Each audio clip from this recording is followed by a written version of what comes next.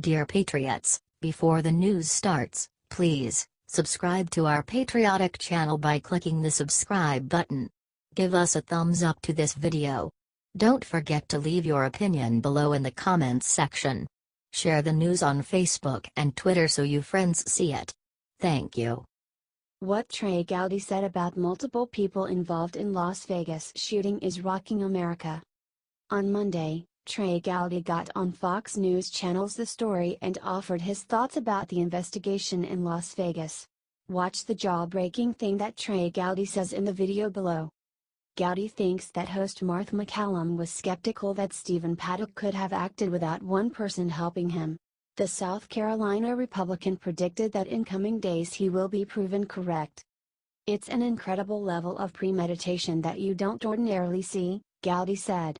And it is difficult to believe that a single person could have done this without detection. And so, I hope that what comes out of this is people, lots of crime is prevented because a non-law enforcement officer says something. The weapons and whether or not it was altered to become fully automatic and the premeditation of picking a certain hotel room. I think we're going to find someone along the way was suspicious. They should have turned that suspicion into a phone call to law enforcement. It's an incredible amount of premeditation to not go detected. Does this mean that multiple people helped the shooter the night of or just in preparation? We'll have to wait for more details. Share this if you think that there were multiple people involved and that we need to get to the bottom of this.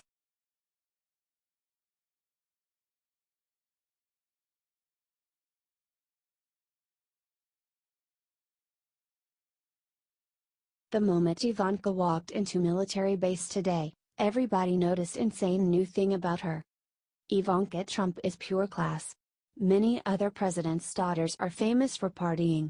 Ivanka has a more active role. She showed up to Camp Lejeune on Tuesday to speak at an event about employment for military spouses. Ivanka Trump and Kellyanne Conway showed up and lit the room on the fire. God bless this first daughter. She is working hard to make this country better. All the media is talking about now is the following. It's so sad.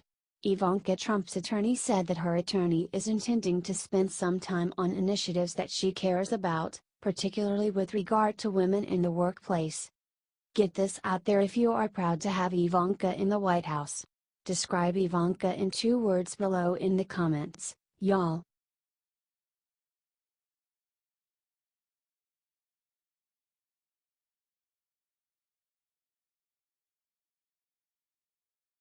This hero Marine stole a truck in Vegas, then did something incredible.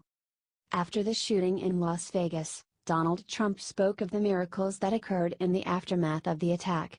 Iraq War veteran Taylor Winston is one of those miracles.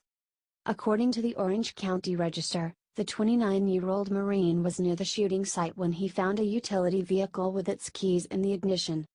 So he stole it, and did something awe-inspiring. We started grabbing people and loading them in the truck, Winston explained. Some were in critical condition. We took a full load to the hospital and then came back for more. Winston didn't get any names. Instead, he said he was focused on trying to be as efficient as possible. Because of his efforts, he may have beaten both emergency personnel and police to those most critically hurt. Due to his haste, he may never know the identities of the lives he changed that day. But those people may soon know his name if Winston's story gets the attention it deserves. Comment God bless the military and share so the world can see what heroism looks like in the midst of tragedy. This man should be way more famous than the disgusting human who decided to gun down so many innocent Americans.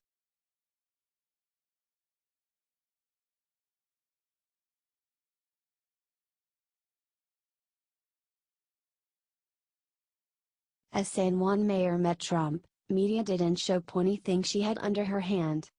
Do you all remember when President Trump and Melania went to Houston after Hurricane Harvey to help the relief effort, and Melania wore high heels as she got off of the plane and the press lost its collective mind? You get the idea. All this despite the fact that Melania changed into sneakers shortly afterward. Fast forward to Hurricane Maria, which devastated Puerto Rico. President Trump and the mayor of San Juan have been feuding over the president's relief response. The mayor, Carmen Cruz, quickly became a darling to the media for criticizing President Trump, despite increasing evidence that the president's disaster response was appropriate and helping to save lives. The mayor, Carmen Cruz, quickly became a darling to the media for criticizing President Trump, despite increasing evidence that the president's disaster response was appropriate and helping to save lives.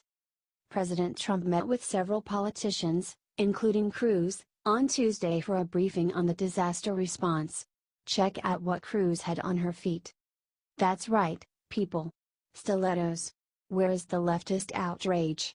Where are the headlines denouncing Cruz for her inappropriate disaster shoes? It's typical rules for thee, not for me behavior from the left, and it's tiring. It's up to us to get this out there, so share it at least 10,000 times. HT Fox News.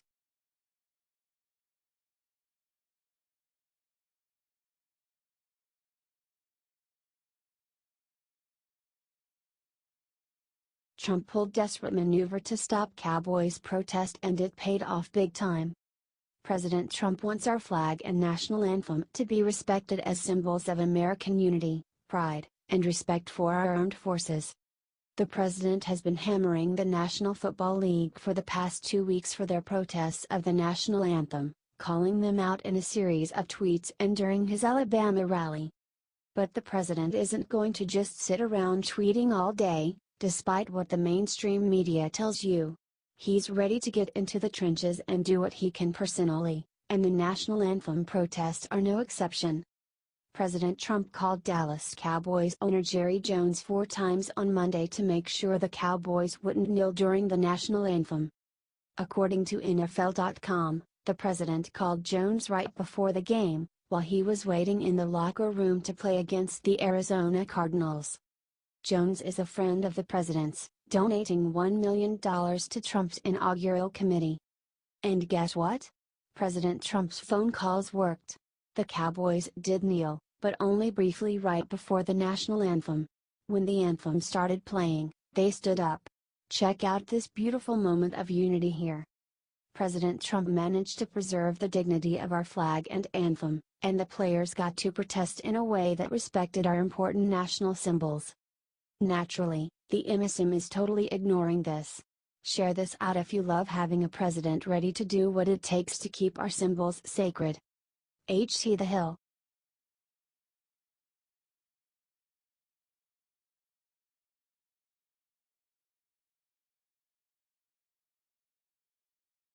The Las Vegas sheriff just revealed massive secret about the shooter that explains everything. One of the biggest changes to the Las Vegas shooter case just came from Clark County Sheriff Joseph Lombardo himself. During the press conference in Las Vegas last night, Sheriff Lombardo admitted that the shooter Stephen Paddock may have been radicalized at some point.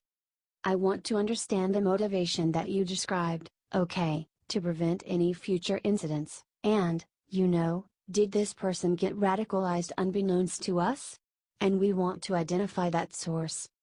This would back up previous claims that he was strongly associated with radical groups including both Antifa and the Islamic State, although both currently remain unproven.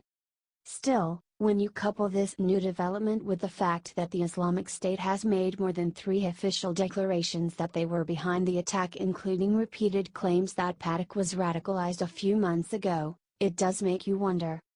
Paddock also wired $100,000 to the Philippines shortly before his death. The Islamic State has a known powerful presence in the Philippines, especially the city of Marawi. These may be coincidences, but they are certainly worth checking out. But, of course, the mainstream media will act like this is barely news so that most people never see it. That's why it's up to y'all to share this everywhere and let the people see what is really happening.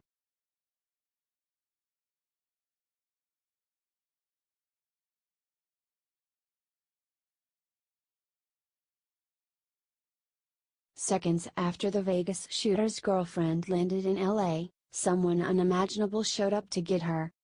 By now everyone in the whole world knows the name Mary Lou Danley as the girlfriend of Stephen Paddock.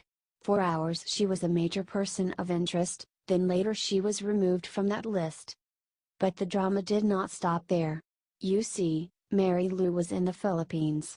the same place that Paddock had transferred $100,000 just a few weeks ago before his killing spree. In an effort to clear her name, Mary Lou Danley flew back to Los Angeles last night. However, when she stepped off the airplane into LAX, the FBI was waiting for her. For some reason or another, Mary Lou was being wheeled in a wheelchair. If this is something regular for her or if it's temporary remains unknown.